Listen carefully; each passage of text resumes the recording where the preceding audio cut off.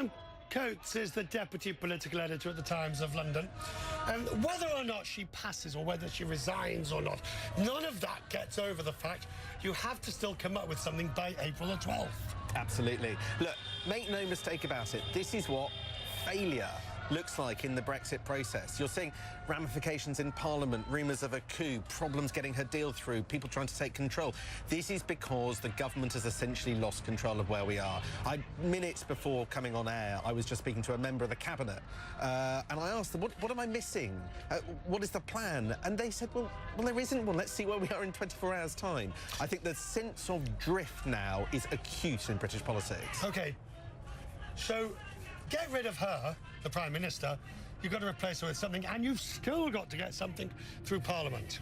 What essentially you've got underlying this is a clash between the executive, the government, number 10, and Parliament, the Commons, MPs. And as you say, there is no fundamental way of resolving that unless the plan changes in a way that the Commons can agree with or that the Prime Minister changes her view and her red lines. But the red lines being... So Theresa May has promised to leave the customs union and the single market, which is probably too hard a Brexit for many of the people in Parliament.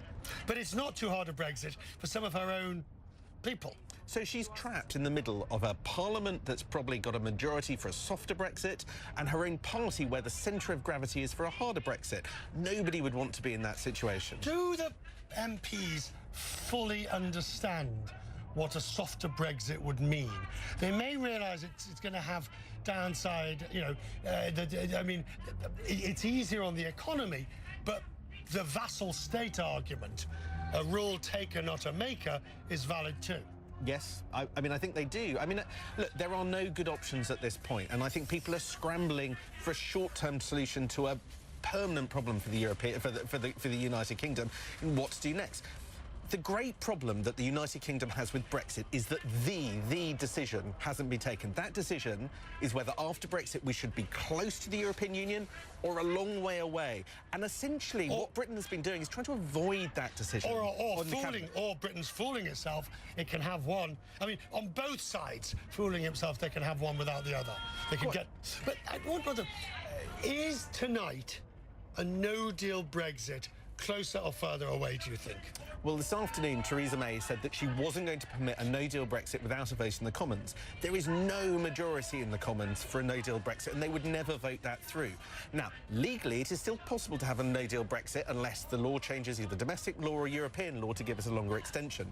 But nevertheless, that's the first time Theresa May has said that, and it's a pretty significant commitment. So to answer your question, a little bit further away. All right, so, quickie. Our question on CNN.com/join. Who is well prepared for a no-deal Brexit?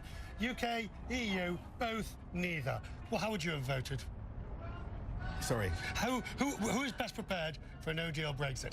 UK, EU, neither, both. I think Britain will cope in the very short term. I think the problems with no deal will happen in month 2, month 3, when sensitive supply lines get interrupted. Good to see you, sir. Thank you.